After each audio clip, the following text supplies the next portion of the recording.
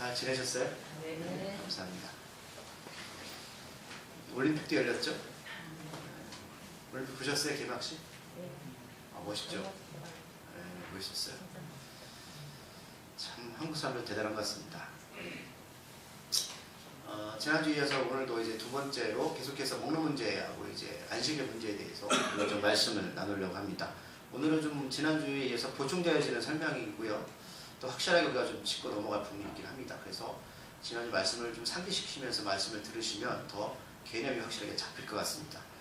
오늘 말씀 보면 14절에서 이렇게 시작되죠. 어떻게 시작되었습니까? 내가 주 예수 안에서 알고 확신하노니 라는 말씀이 있습니다. 신앙은 어떻게 믿을 것인가 보다 우리가 왜 믿고 있는가 중요합니다. 14절 말씀을 우리가 믿음 아래 바로 둔다면 좀 바울 선생님이 이렇게 권면하는 이유는 그저 자기가 추상적인 생각이나 갑자기 생각나서 로마 교인들에게 이렇게 권면하는 내용이 아님을 우리가 잘 알 수 있습니다. 그는 어떤 자신의 잘남이나 지식으로 그들한테 믿음이 무엇인가 또 신앙이 무엇인가에 대해서 말씀하는 것이 아니고요. 분명한 것은 주님 안에서 알고 확신하고 있기 때문에 그들에게 권면하고 있습니다. 신앙은 뭐예요, 여러분? 주님 안에서 알아야 됩니다. 무엇을 알아야 되는가? 우리가 왜 믿고 있는가라는 겁니다. 가장 기본적인 것은 바로 예수님이 누구신가라는 부분입니다. 여러분들 세상에 나가서 예수님의 존재성에 대해서 설명할 수 있으셔야 됩니다. 만약 누군가 우리에게 이런 질문을 던질 수 있습니다. 당신은 어떻게 구원받았습니까? 저희 교회는 14만 4천 명이 지어지면 구원받습니다. 이렇게 얘기하십니까? 여러분들 구원에 대해서 여러분들 스스로가 정리되시고 누군가에 설명할 수 없다면 내가 구원받았나? 라고 다시 한번 되물으셔야 됩니다. 그렇죠. 구원에 대한 전제 조건을 내가 충분하게 알고 또 설명할 수 있는 것이 맞는 것이죠. 학생이 문제를 풀 때에 과정도 모르고 답을 구하겠습니까? 그렇진 않죠. 그럼 선생님은 확실하게 이 주님 예수 안에서, 그러니까 그저 자기적인 지식적인 자가가 아니고 주님 안에서 확실히 알고 있었고요. 거기서 머물지 않고 확신하고 있습니다. 확신이 뭡니까? 흔들리지 않는 겁니다. 내가 가야 할 길을 분명히 알고 내가 지금 예수님을 왜 믿고 있는지에 대해서 분명히 알고 있습니다. 그러면 생명까지도 드릴 수 있습니다. 그렇지 않겠습니까? 여러분들 구원의 확신이 없이 어떻게 신앙생활 하십니까? 내가 어떻게 살아야 될지 몰라요. 흔들립니다. 유혹이 오면 유혹에 넘어갑니다. 그렇게 살아갑니다. 많은 사람들이 예수님 믿고 있는 것 같지만 실상은 그들의 삶 가운데 주님 안에서 확실한 믿음이 없으면, 확신이 없으면 여러분 흔들릴 수밖에 없습니다. 이 말씀 안에서라는 말을 다른 말로 표현하면 이렇게 표현할 수 있습니다. 부활하신 주님과의 교제 가운데 복음이 무엇인지 확실히 알고 끊임없는 하나님과 관계를 맺었다는 겁니다. 여러분 신앙은 지금도 현장이 진행되어지지만 우리가 죽을 때까지 계속해서 성령과의 교제, 주님과의 교제가 이루어져야 됩니다. 그럼 핵심은 말씀이죠. 여러분들이 말씀도 읽지 않고 말씀에 대해서 묵상도 하지 않고 배우지 않으면서 내 믿음이 자라길 바란다? 안 됩니다. 우리가 나름대로 변명할 수 있습니다. 바쁘다, 시간이 없다. 어떤 분들은 다 머리가 좋지 않아서. 여러분 성경 보는 거하고 아무 관계 없습니다. 여러분들 식사 3끼 꼬박 드시죠? 왜 드십니까? 바쁘면 잘 안 드시죠? 그렇죠? 바쁘면 한 끼도 안 먹어요. 그죠? 돈도 없으니까 별로 식사도 살 돈이 없으니까 못 드십니다. 물론 그런 분들 계실 거예요. 하지만 그렇게 하지 않습니다. 왜냐하면 먹지 않으면 죽습니다. 말씀도 똑같습니다. 생명입니다. 이 확신이 바울 선생님 안에 있었습니다. 그렇기 때문에 로마 교인들한테 확실하게 담대하게 말할 수 있었습니다. 부모가 예수를 믿게 되면 자녀들에게 확신 있는 말씀의 증거자가 되지 못하면 아이들 힘듭니다. 우리 엄마 아빠 보니까 잘 믿을 때는 예수님 잘 믿는 것 같은데 어떨 때 보면 자기 마음대로 믿는 것 같아 라고 그들이 스스로 판단할 수 있습니다. 그러면 그들 똑같이 신앙생활합니다.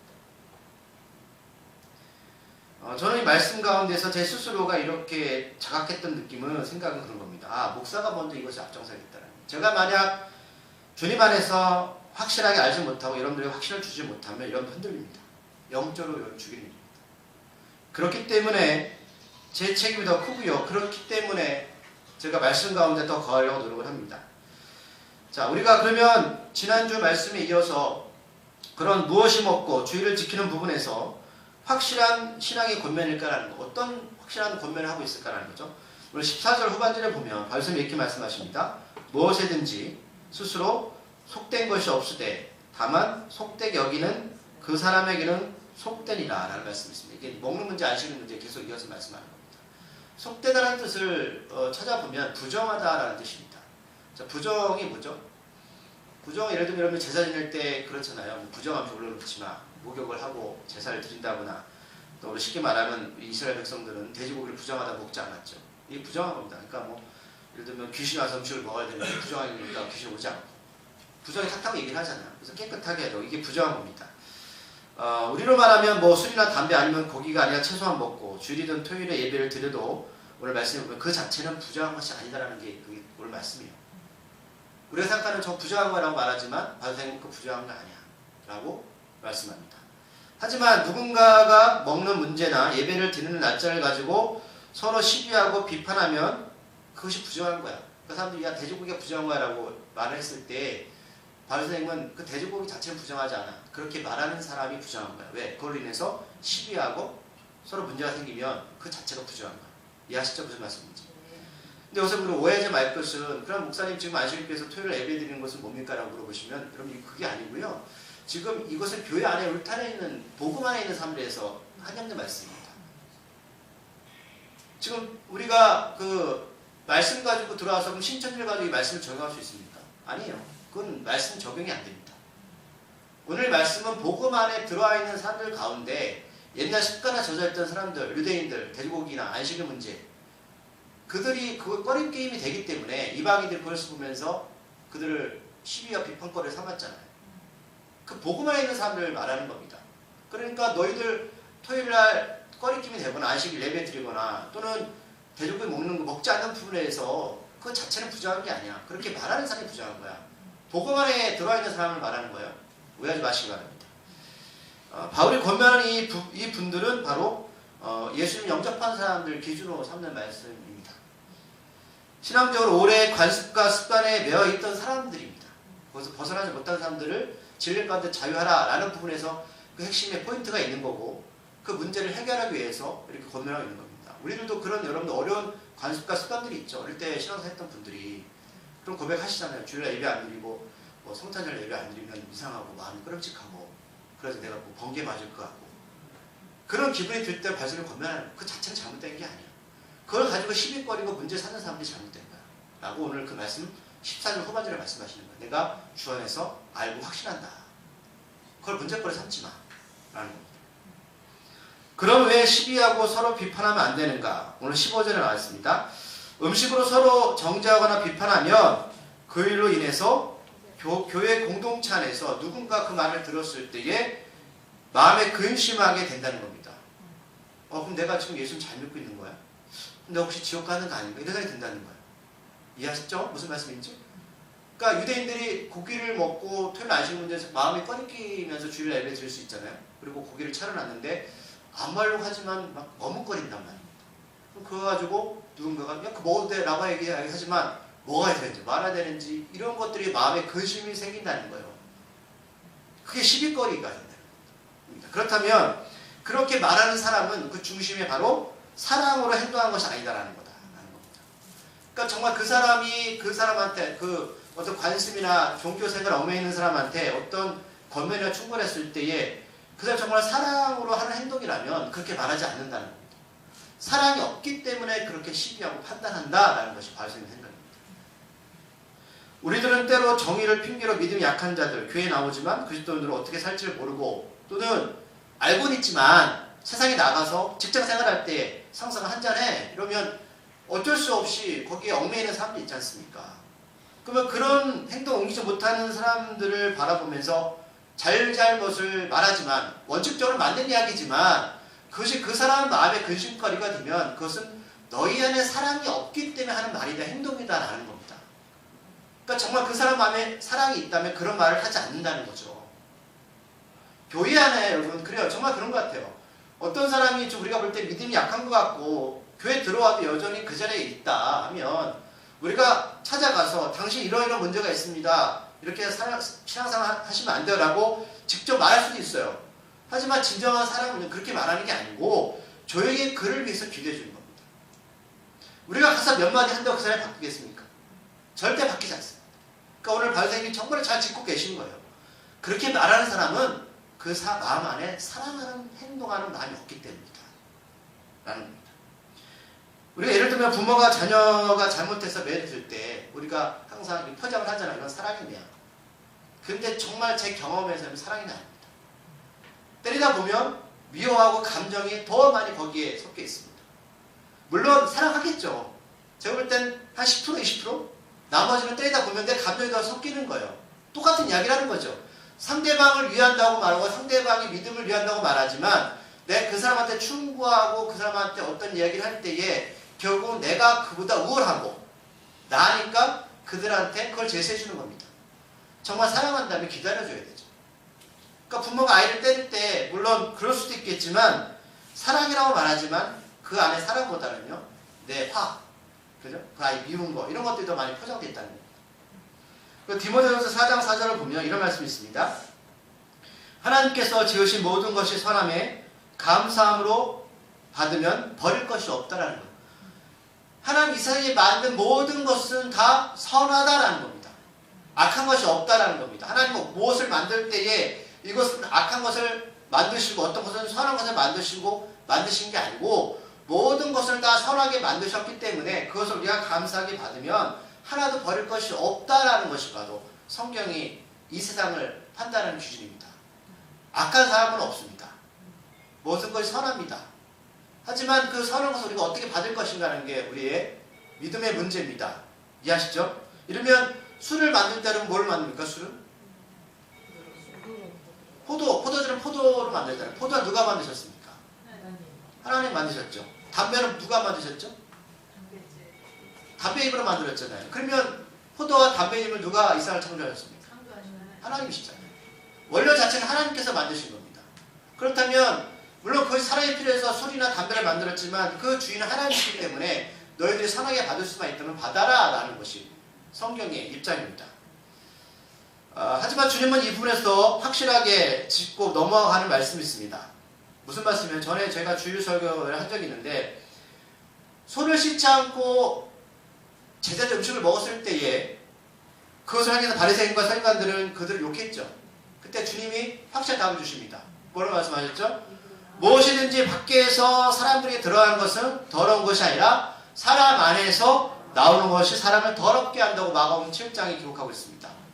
자, 하나님의 기준은 우리가 먹는 음식보다는 너희들 속에 있는 것이 더 더러운 거야 라는 것이 기준입니다. 악한 생각, 음란, 도둑질, 살인 등 정말 많습니다. 또 우리는 속에 있는 것을 생각하지 않고 들어가는 것만 정죄한다는 것이죠. 그런 부분입니다.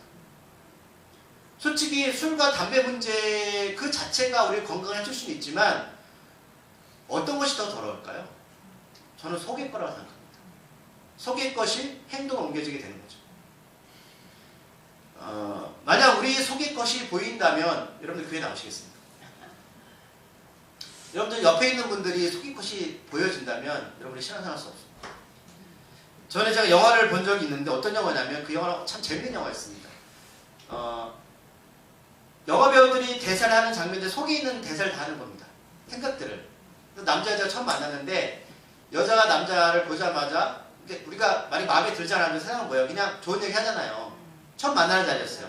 근데 그 영화는 그냥 속에 있는 얘기를 다 하는 겁니다. 보자마자 그래요. 저렇게 생겼어. 생기기 전에 내가 저렇게 생겼으면 나오지 말걸. 이런 영화예요. 그러면서 남자를 또 여자 보고 그럽니다. 저게 뚱뚱해. 그러니까 있는 얘기를 다 하는 영화예요. 그러면서 헤어지면서 뭐라고 헤어질까? 우리가 여러분 처음 만날 때 헤어질 때 마음에 들지 않아도 어떻게 헤어지십니까? 이렇게 얘기죠. 거기서 그래요. 다음에 또 보지 말아요. 다음에 보면 죽여버릴 거야. 이렇게 속에 있는 얘기를 하는 그런 영화였습니다.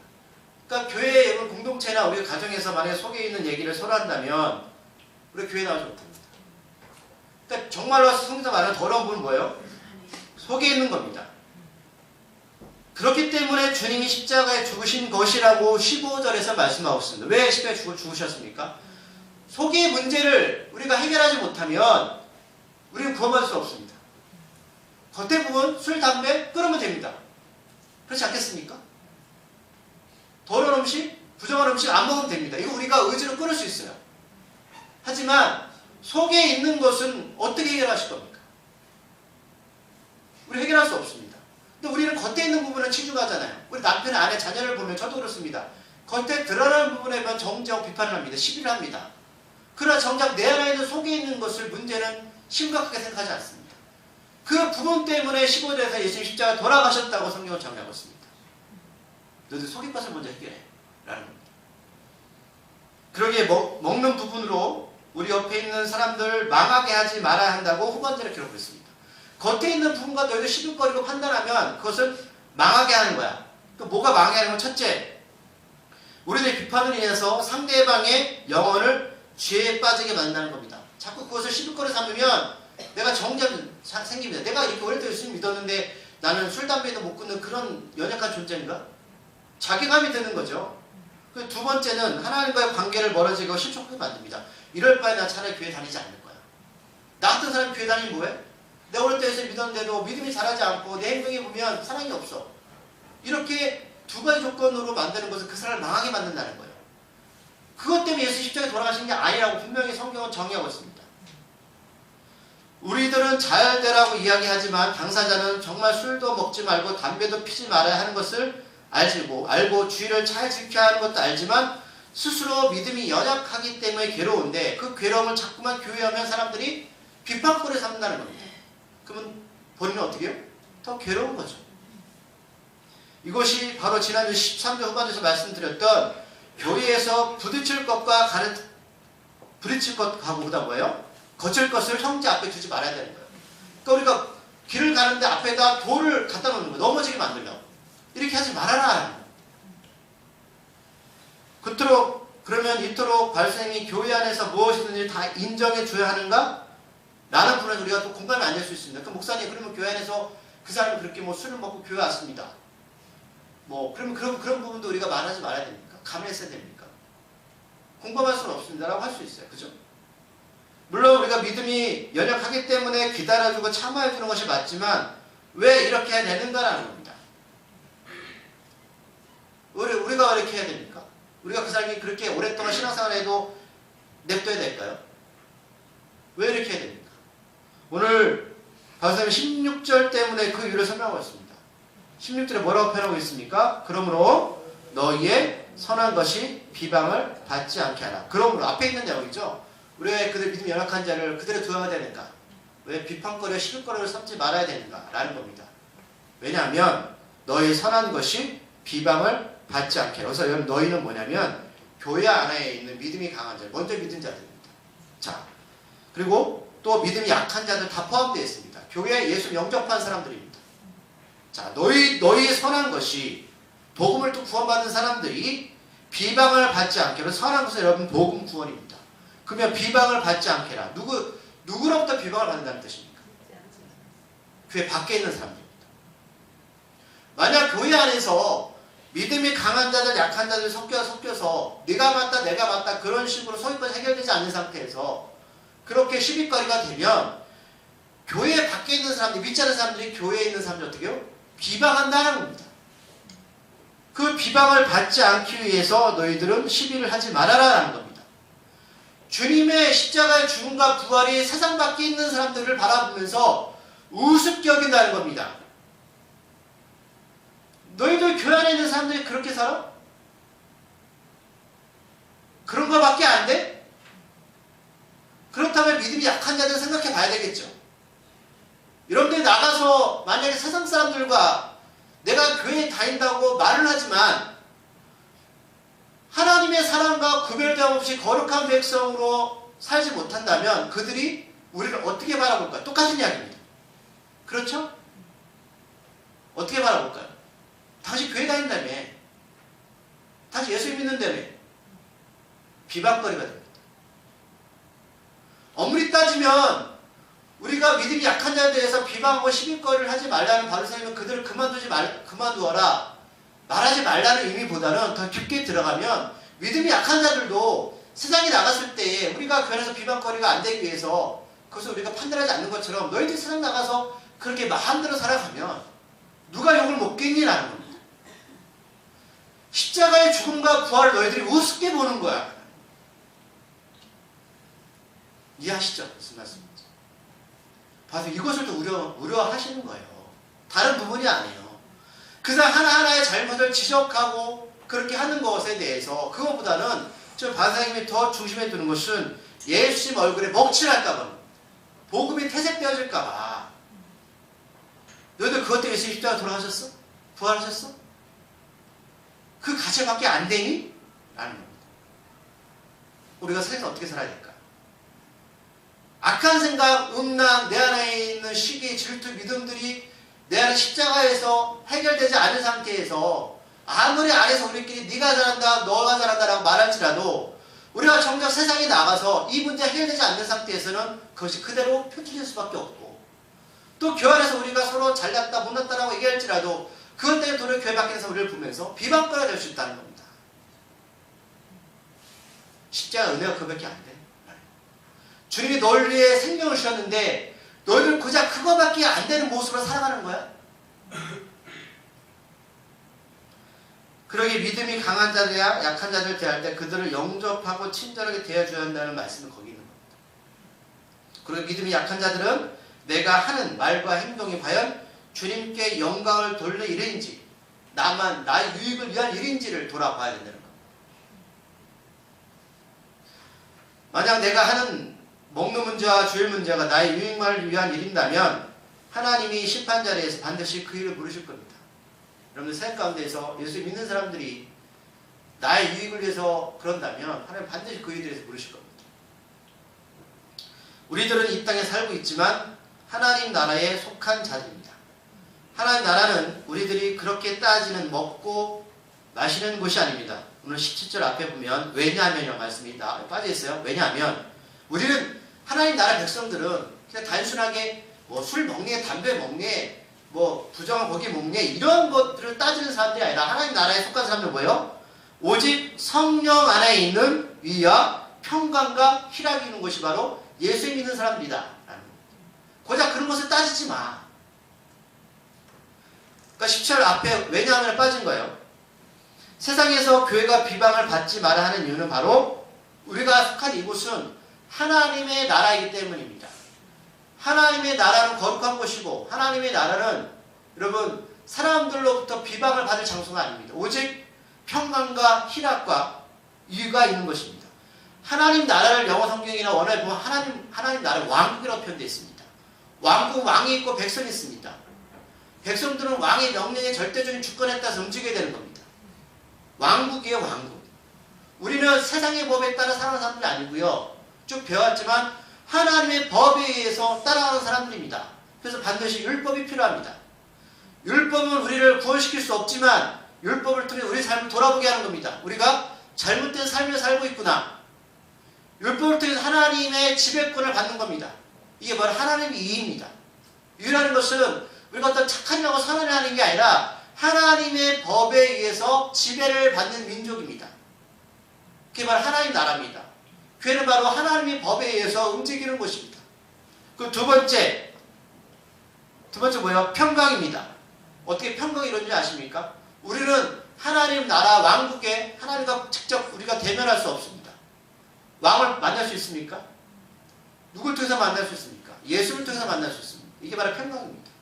우리는 예수님을 통해서 하나님을 만나게 되면 우리 삶 가운데 하나님을 아버지라 부르는 특권을 갖게 되어 있습니다. 이게 평강입니다. 왕을 우리가 아버지라 부를 수 있다면 세상에서 부러운 것이 무엇이 있겠습니까? 왕국에서 왕은 모든 것이 왕을 통해서 이루어집니다. 생사, 화복이 모든 것이 왕을 통해서 이루어집니다. 우리가 왕을 인정한다면, 예수를 통해서 인정한다면 왕이 우리한테 평강을 허락해 주실 겁니다. 그리고 희락입니다. 희락은 기쁨입니다. 자, 우리가 어떨 때 기뻐할까? 우리가 어떨 때 기뻐할 수 있을까? 하나님의 법을 쫓는 자들이 희락이 있습니다. 기쁨이 있습니다. 하나님의 법을 따라가지 못하는 자들은 그 법에서 나오는 진정한 기쁨을 알지 못합니다. 너의 속에 있는 것들, 너의 악한 생각들을 법을 통해서 깨닫게 되고 법을 통해서 은혜를 경험하게 되면 삶의 목적과 가치를 경험하게 됩니다. 내가 하나님 안에서 이 법에 대해서 하나님의 기쁨을 알지 못하니 내 악한 생각들, 쾌락과 내 안에 있는 육신을 쫓아 살아가게 됩니다. 성대 그것이 기쁨을 줄 수 있을까요? 잠시 줄 수 있습니다. 하지만 그것이 우리를 도리어 어떻게 해요? 무너지게 만드는 올무가 됩니다. 여러분들 기억하십시오. 우리는 하나님의 법에 지배를 받는 자들입니다. 세상에 나가도 세상 사람들을 만날 때 어떤 상황 가운데도 우리는 세상의 기준이 아니라 하나님의 기준에 살아가는 사람들입니다. 그렇기 때문에 우리는 먹고 마시는 것에 얽매이는 사람이 아니라 오직 성령 안에서 참된 삶의 의미를 쫓는 사람들입니다. 성령 안에서, 오직 성령 안에서. 위, 평강, 희락 모두 성령의 열매입니다. 그 속에다 속해 있습니다. 서로 비판하고 판단하는 모습과는 너무나 다른 모습이 바로 하나님 나라, 하나님 왕국입니다. 이 나라는 여기서 끝나는 게 아니죠. 잠시 누리는 것이지만 우리가 죽음 위에는 영원한 하나님의 왕국에서 그분과 함께 할 겁니다. 그것을 맛보는 겁니다. 오직 성령 안에서 위와 평강과 희락의 길을 가는 사람은 바로 예수님을 섬기는 자이며 그는 하나님도 기쁘게 하지 오늘 성경에 보니까 사람들로부터 칭찬을 받는다고 18절에 기록되어 있습니다.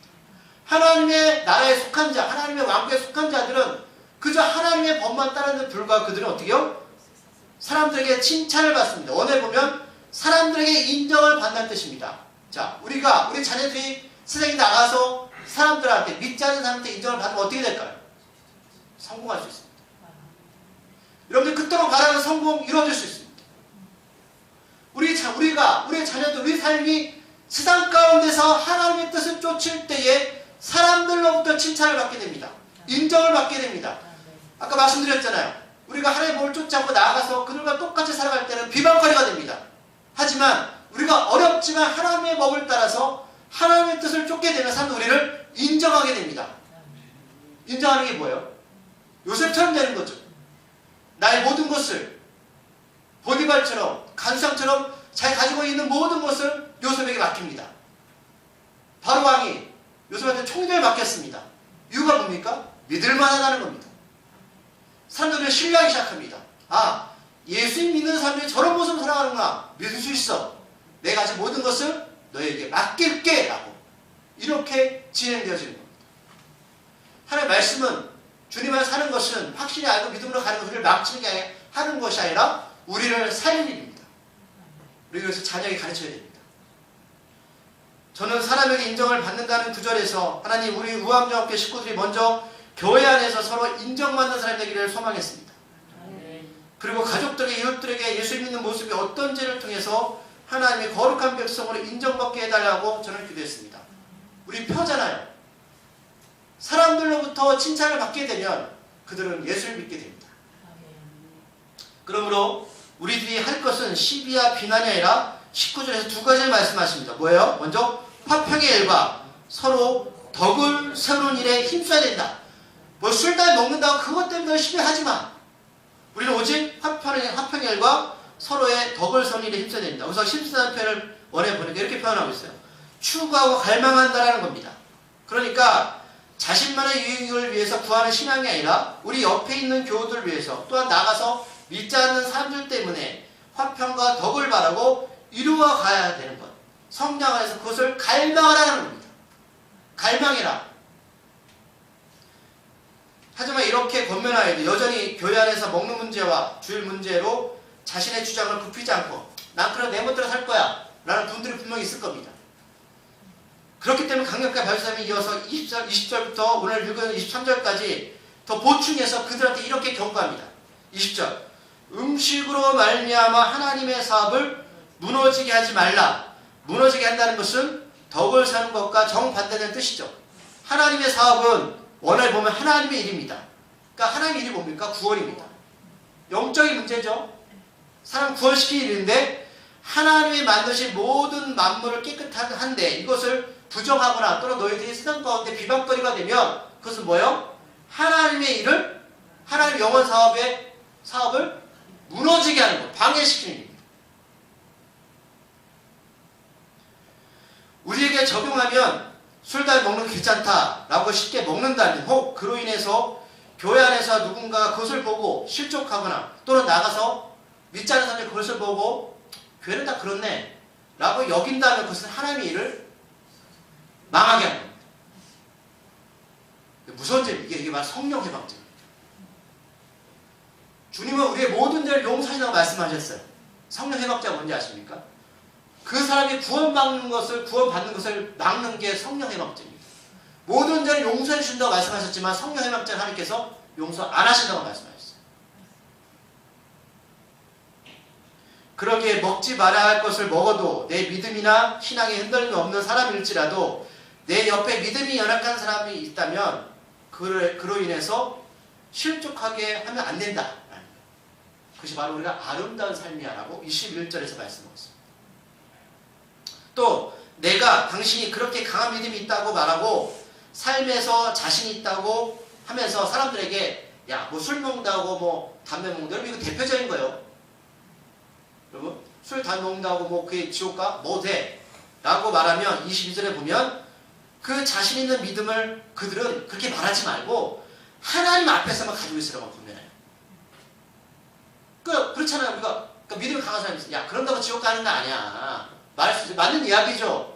하지만 그런 이야기를 함부로 떠들지 말고 오늘 발생님은 하나님 앞에만 가지고 가라는 거예요. 사람 앞에서 주장하지 말고 하나님과 너희들 얘기해. 그 말씀이에요. 그 스스로 자신이 하나님 말씀에 비추어도 내가 하는 행동이 믿음이 옳다, 맞다 라고 생각하면 그것이 너한테 복이야. 복이지만 사람들 앞에서 쉽게 떠들지 마. 하지만 오직 믿음은 하나님 앞에서만 당당해야지 사람들 앞에서는 자랑할 것이 못 된다는 겁니다. 아, 나는 말이야 오늘 사실 금식 기도해서 말하지 말라는 겁니다. 그거는 너 하나님 관계야. 정말 하나님이 너 인정하시면 너 복 있는 사람이야. 근데 그걸 가지고 누구한테 가서 말하면 옆에 있는 사람들 하나도 금식 못하는데 실족하게 만드는 거죠. 말하지 마. 그러니까 성경에 먹는 문제뿐만 아니라 모든 것들이 나와 하나님의 관계만 중요한 것이지 그걸 가지고 떠들고 다니지 말라는 거예요. 그리고 비방거리로 만들지 마.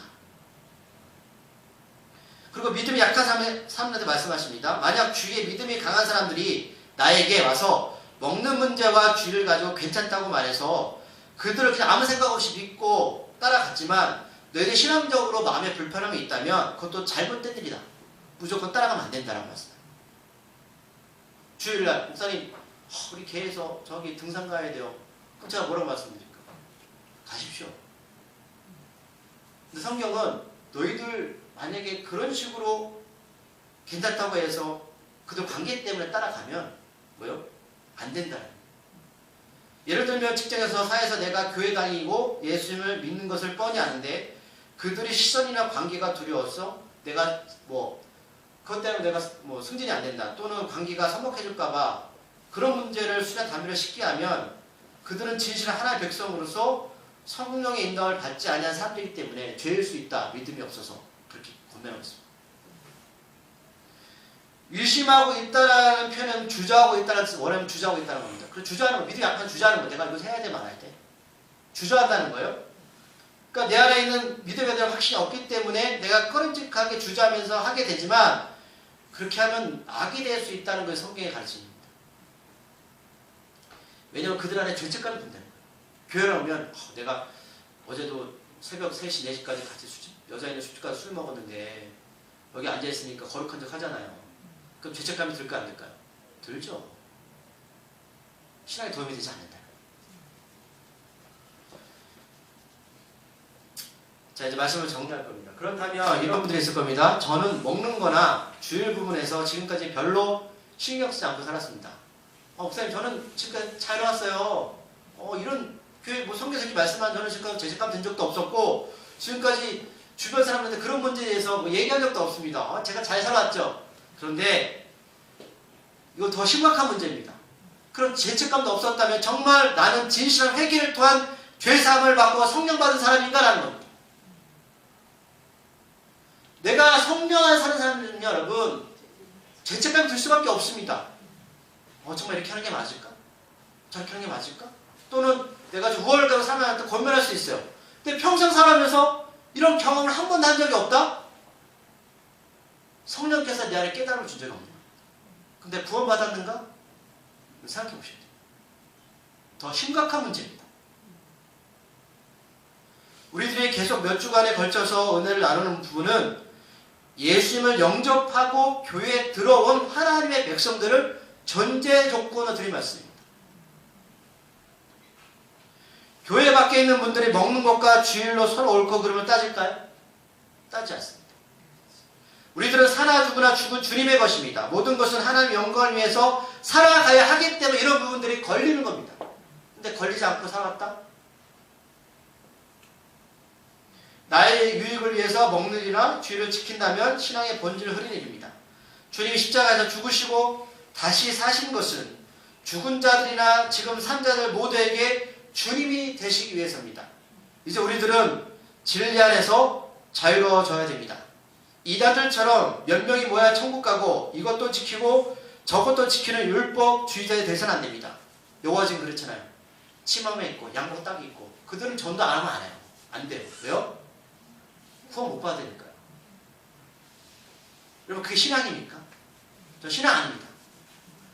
여러분들 마음속에 기쁨이 있고 내가 정말 저 사람 앞에서 내 마음이 떨려서 복음을 전하지 않으면 그런 뜨거움이 있어야지 전하는 거지 습관처럼 종교적이고 여러분 그게 여러분 기독교와 다른 타종교가 그렇게 똑같다면 여러분 주님께 십자가 돌아가실 수 없습니다.